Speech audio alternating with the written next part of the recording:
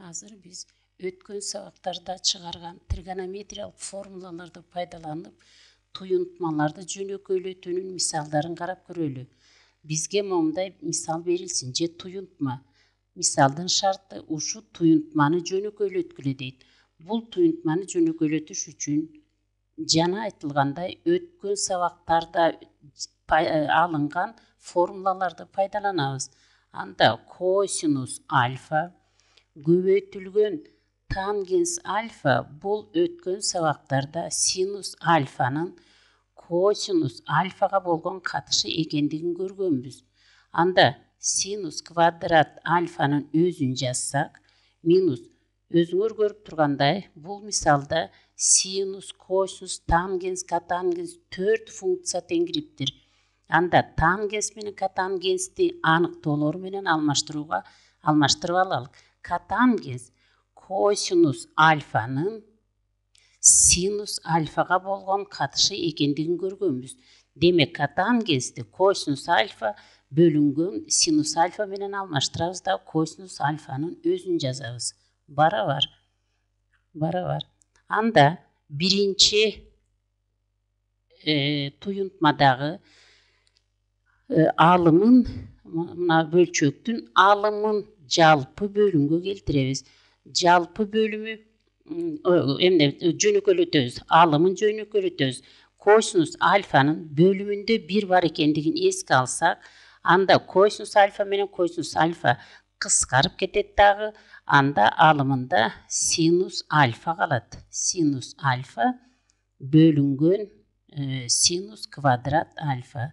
Синус квадрат альфа минус. Так, бул жерде косинустун бөлүмүндө 1 бар экенин эске алсак, башкача айтканда бүтүн туюнтманын бөлүмү дайыма 1-ге барабар болот. Анда бөлчөктү бөлчөккө көбөйтүш үчүн бул бөлчөккө көбөйтүш үчүн алымына көбөйтөбүз. Косинус альфаны косинус альфага көбөйтсөк косинус квадрат альфа болот. Бөлүмүндө синус альфаны 1-ге көбөйтсөк синус альфанын өзү болот. Барабар. Ошентип биринчи бөлчөктөгү синустарды кыскартып жиберсек, синус квадрат альфа бул синус альфадан 2 жолу көбөйтүлгөндүгү деп түшүнөбүз. Синус альфа көбөйтүлгөн синус альфа. Анда синус альфалардын бирөөнү кыскартып жиберсек, 1 бөлүнгөн синус альфа калат. Минус экинчи бөлчөктүн өзүн жазабыз. Косинус квадрат альфа бөлүнгөн синус альфа. Өзүңөр көрүп тургандай, эки бөлчөктүн бөлүмдөрү бирдей болуп калды. Бөлүмдөрү бирдей болгон бөлчөктөрдү кемитиш үчүн бөлүмүнүн бирөөнү жазабыз дагы, алымдарын кемитип коебуз.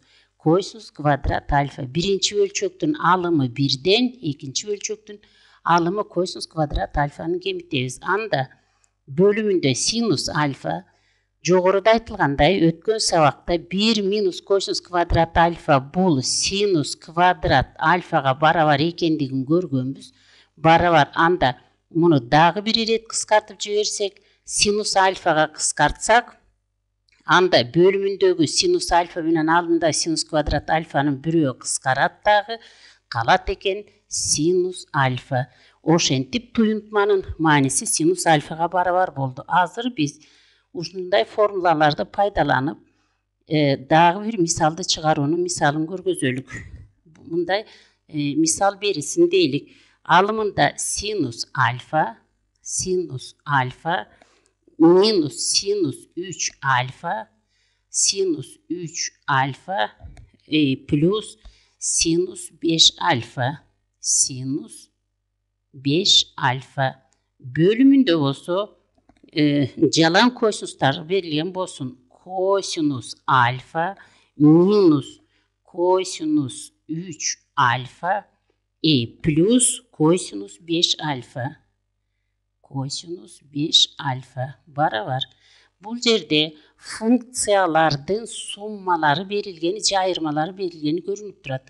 Анда биз тригонометриядан белгилүү болгондой синус альфа плюс синус бета барабар 2 синус alfa plus beta bölüngen 2 kosinus alfa minus beta bölüngen 2 formulasını paydalanabız.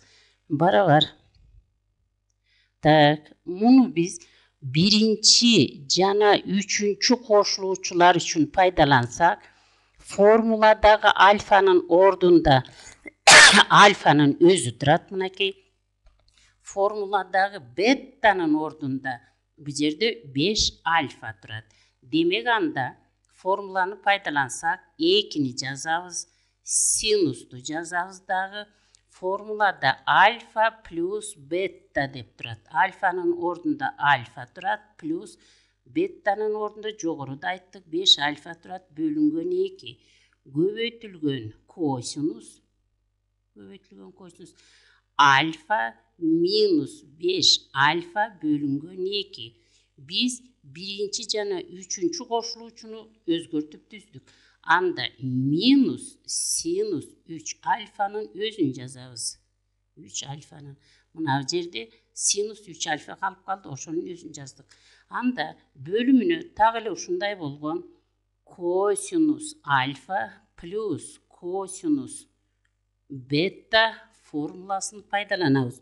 Bu formulada trigonometriyadan belgilүү болгондой kosinus alfa plus beta bölüngen 2 kosinus alfa minus beta bölüngen 2 formulasını paydalanabız.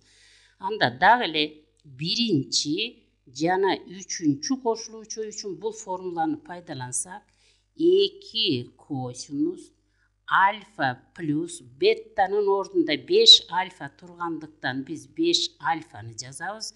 Bölüngen 2 kosinus alfa minus 5 alfa bölüngen 2. Bizde üçüncü koşuluvçu kalıp kaldı. Anın özün жазıp koyuyoruz. Minus kosinus 3 alfa. Oşentip barabar tuyuntmamız kanday olup özgörtülüp düzüldü. 2 sinus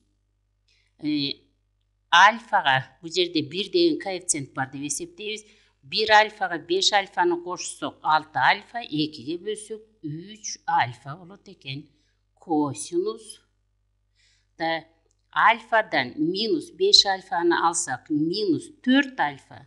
Anı 2'ye bölsek minus 2 alfa. Anday olganda kosinus minus 2 alfa olur dağı kosinustun jup ekendigin, jup funksiya ekenini eske alıp minustu taştap ketsek anda 2 alfa boyunca ile жазыла берет eken.